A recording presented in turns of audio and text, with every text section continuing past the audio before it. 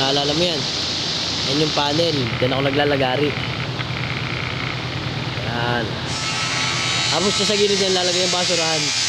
Yan yung basurahan. Oh, yan yung panel namin. Dito, yan yung mga tabla, oh. Yan yung pinipindot kung paano ipapatong dyan sa roller na yan. Tutulak, doon lalagariin. Kalagari diyan.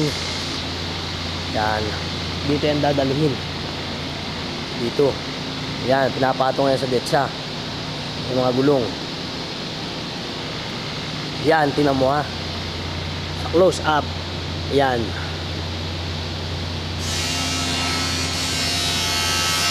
Yan yung gilid, wala yan, ano, wala yan edge. Paglabas niyan dito, nasa lang yan dito. Ito yung aking makina, oh. Yan yung pinoprogram ko pag umaga. Yan. Ngayon, yan, narito yung pandikit. Yan, papasok yan dito sa loob niyan. Papasok yan diyan sa loob. Yan. Balikan niyan yan, oh, ayun. Papasok, paglabas niyan dito sa kabila, kabilang dulo, may dikit na siya. Yan yung aking makina, oh. Yan. Pag nakatapos noon, narito, yan na yung mga tabla, may dikit na yung dulo, oh. Yan na siya. Ayos yun naman yung pwesto ng labatang.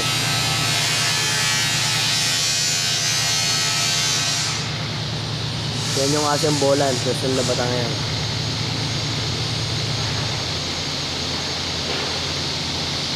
Yan, may babox yan. Kung paleta tapos ipunin diyan, lalabas na. Yan, yung laloob na aming factory.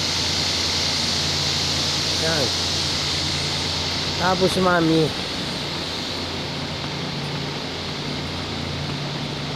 ito, yan yung ruta. Napwesto din ako diyan. Yan sa makina. Yan o. Diyan pinapatong yung tabla sa ibabaw niyan. Ito ang pinakamahirap kong pwesto. Dito kami nagmamano-mano ng edge. May mga carb. Diyan namin gagawin. Tapos dito tatabasin yun. Yan. Tapos ito yung aking makinang isa, yung Obek 500. Yan. Tinapatong dyan ang tabla. Ibabaw na yan. Yan. Dalawa yan, magkapareho. Mas malaki nga lang yung isang yan. Yun lang, kasi yung patasan ng mga tabla. Sa dulo roon, din yung opisina ng sadyang nil. Yun lang.